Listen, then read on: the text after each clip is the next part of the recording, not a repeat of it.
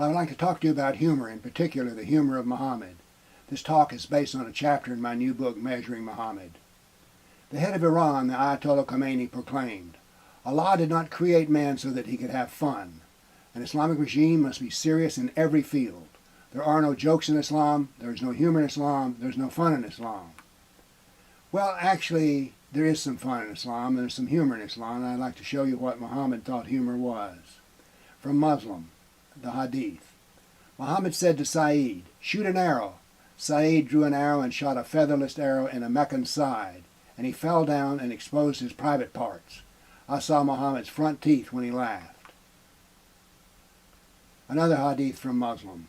I said, "Muhammad, let me select from our people 100 men, and I will go follow the marauders, and I will kill them all." Muhammad laughed so much that I could see his back teeth reflected in the fire. From Bukhari, another Hadith. Muhammad woke up with a smile. "What makes you laugh, O Allah's apostle?" He said, "In my dreams, some Muslims were displayed before me as jihadists, sailing over the sea like kings and thrones." So we can see here what makes Muhammad laugh and have fun and have a good time. That is the suffering of Kafirs. So if you were suffering, Muhammad thought that was funny. But you'd better never laugh at Muhammad. Did you know that in 1400 years there's never been a Muhammad joke? Now there's jokes about God, Jesus, St. Peter, and Moses and Noah, but none about Muhammad. Now why is this? You can tell a joke about Allah, but maybe get by with it. Well, you see, Allah is still alive and is compassionate, so he might forgive you. But if you blaspheme Muhammad by telling a bad joke or anything else, but Muhammad is dead and he cannot give you compassion and redemption. A school teacher was convicted of insulting Islam by allowing her class of 6-year-olds to name a teddy bear Muhammad. Surely a harmless thing. This was in the year 2007 in Sudan, and she was arrested, tried, convicted, and imprisoned. Not very funny.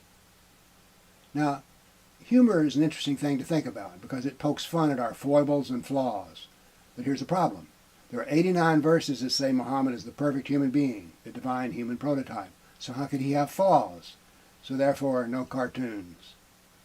But this is normal. Authoritarian power never allows criticism, so no jokes. There were no jokes about Hitler, there were no jokes about Stalin, there were no jokes about Mao Zedong of China. But you know, critical thought and rational thought allow criticism, and critical thought loves humor. I give you the evidence of political cartoons, which I love.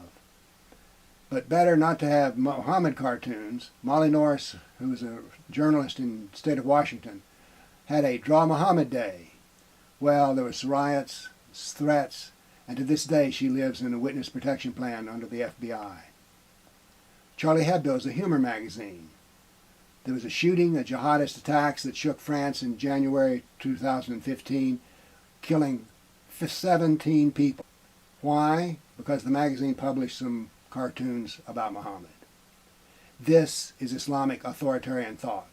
Nothing in Islam is allowed to be criticized or made fun of. Muhammad had his critics assassinated. Asma bin Marwan was a woman who wrote a poem about Muhammad. Muhammad said, "Who will rid me of Marwan's daughter?" One of his followers heard him, and on that very night he went to the woman's home to kill her. Now he was blind, so the nighttime worked to his advantage. She had the baby at the breast. He removed the baby and drove a knife through her that pinned her to her wooden bed.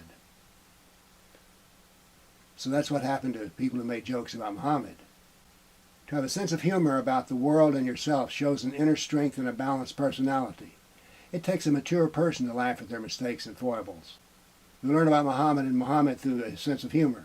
And what do we learn? Well, you can draw your own conclusions. But if you would like to know more about political Islam and how it works in the real world, read my new book, Measuring Muhammad. Thank you.